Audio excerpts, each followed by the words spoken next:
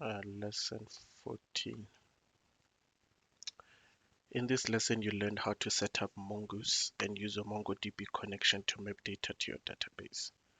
You also learned about some Mongoose syntax and methods.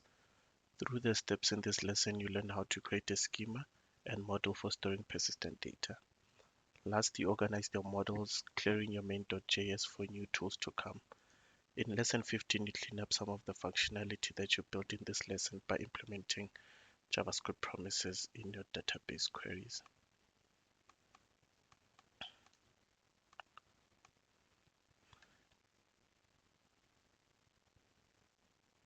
This lesson covers installing and connecting Mongoose to your Node.js application, creating a schema, building and instantiating Mongoose data models, and loading and saving data with custom needs.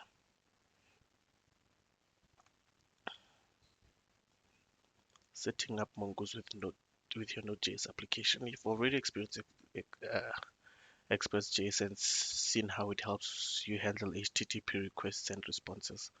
Similarly, all other packages are available to assist with the communication between your Node.js application and its databases.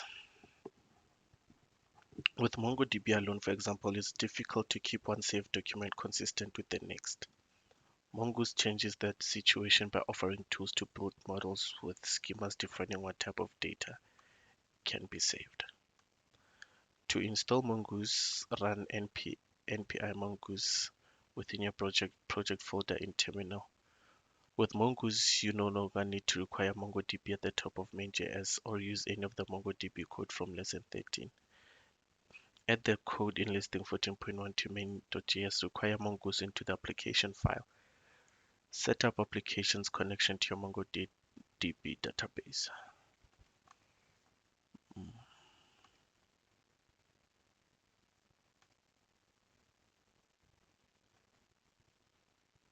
So this is Mongoose has been required.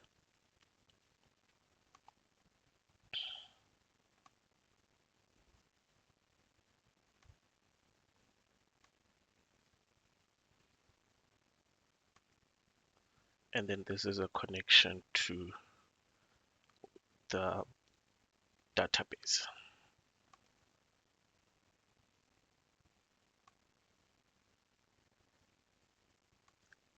A schema is like a class definition in some languages, or more broadly, a blueprint for how you want data to be organized for specific objects in your application.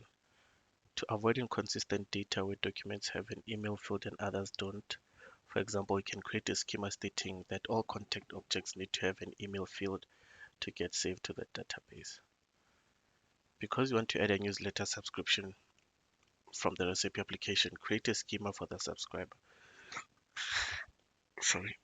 Add a code from listing 14.3 to main.js mongoose.schema. Offers a constructor that allows you to put a schema object with the given parameters. Then add properties to state the name of the object fields and its data type. Someone's name can be number, for example. Now that schema is defined, you need to apply it to a model by using const subscribe equals to mongoose.model subscriber schema. Okay. So the schema has been moved to subscriber.js under models.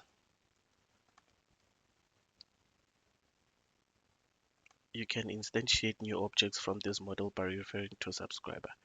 You have two ways to generate new objects as shown in 14.4. You can construct a new instance of the subscriber model by using the new keyword and passing properties that abide by the subscriber schema in their section. To get this newly created subscriber object into the database, you can call save on it and handle any errors or return data.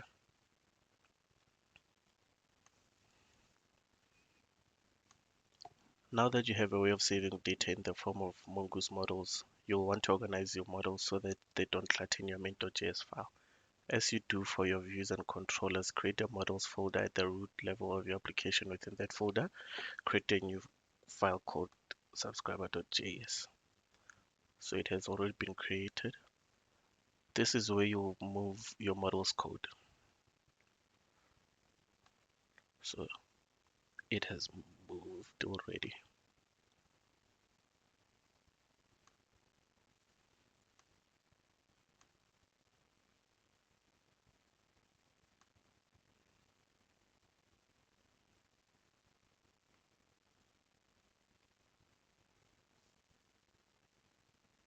In main.js, find documents in your database by using Mongoose find one and request methods as an example.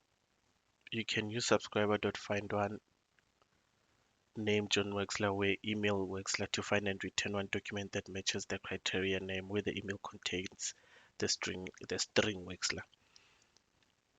This example custom query shows how flexible your queries can be to get data you need. Mongoose lets you chain parts of a query and even store queries in a variable.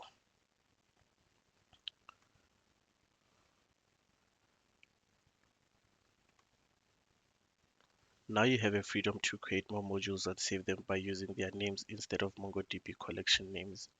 In Unit 4, you learn how to make a more robust model whose values can be created, read, updated, and deleted. The four core model functions in CRUD application. I discussed this approach in detail in that unit.